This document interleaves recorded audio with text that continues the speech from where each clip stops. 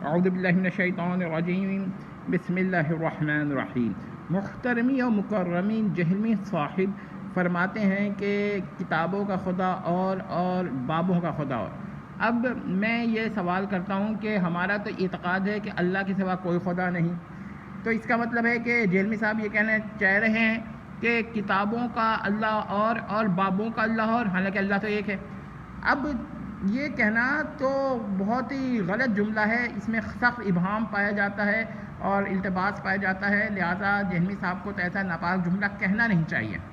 یعنی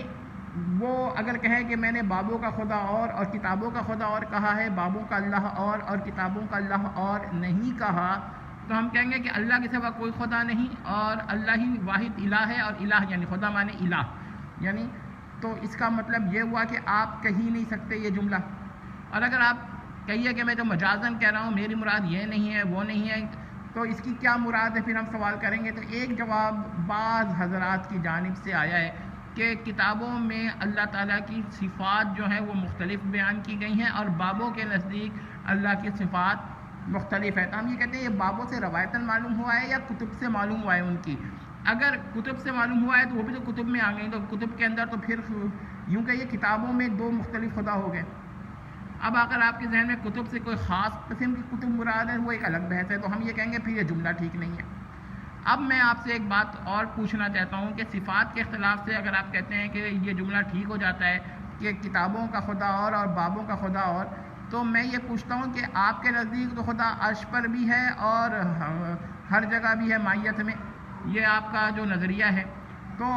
یہ تو زبیر علی زئی صاحب کا ایسا نہیں تھا نظریہ۔ زبیر علی زئی صاحب کے بے شمار شاگرد موجود ہیں، تلامذہ موجود ہیں، ان کا یہ نظریہ نہیں تھا۔ وہ تو صرف باری تعالیٰ کو عرش پر مستوی مانتے تھے، امائیت وغیرہ کا وہ معنی نہیں لیتے تھے۔ اب آپ مجھے بتائیے کہ اگر یہ بات ہے تو اس کا مطلب ہے ہم یہ کہیں گے کہ زبیر علی زئی کا خدا اور بابوں کا خدا اور جہلمی صاحب اگر آپ یہ مانتے ہیں تو پھر میں آپ کو یہ بتاؤں کہ شرح عقائد طحاویہ پر جو تخریج کی ہے یا کس نے کی ہے، یہ شیخ البانی نے کی ہے، جو اس کی دلیل ہے کہ وہ ان عقائد سے متفق ہیں۔ کبھی انہوں نے یہ نہیں لکھا یہ عقائد سے مجھے اختلاف ہے، اور اگر کوئی ہے تو بیان کریں۔ تو ہم یہ کہیں گے کہ آپ کے نزدیک جو ہے جہلمی صاحب کا خدا اور شیخ البانی کا خدا اور، یہ میں کیا آپ یہ تسلیم کرتے؟ اور اس کے علاوہ میں کہتا ہوں کہ اگر آپ کی بات مان لی جائے تو خدا تو ایک ہی ہے نا، یعنی اللہ،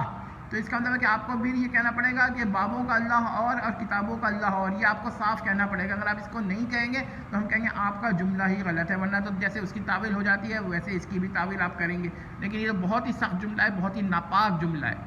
یعنی کہ آپ کہہ رہے ہیں کہ کتابوں کے اعتبار سے اللہ کوئی اور ہے اور تو اللہ تو ایک ہی ہے۔ تو یہ آپ کہہ سکتے تھے کہ کتابوں میں اللہ کا تصور اور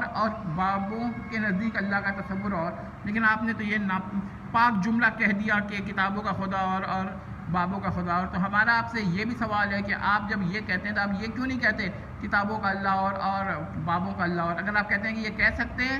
تب تو یہ بات ٹھیک ہوگی کہ چلو کسی حد تک، اور اگر آپ نہیں کہہ سکتے تو اس کا مطلب ہے کہ آپ کے عقائد جو ہے نا خود باطل ہیں اور آپ کے نزدیک یہ خود غلط ہے، صرف لوگوں کو دھوکہ دے رہے ہیں۔ آخر میں یہ کہتا ہوں کہ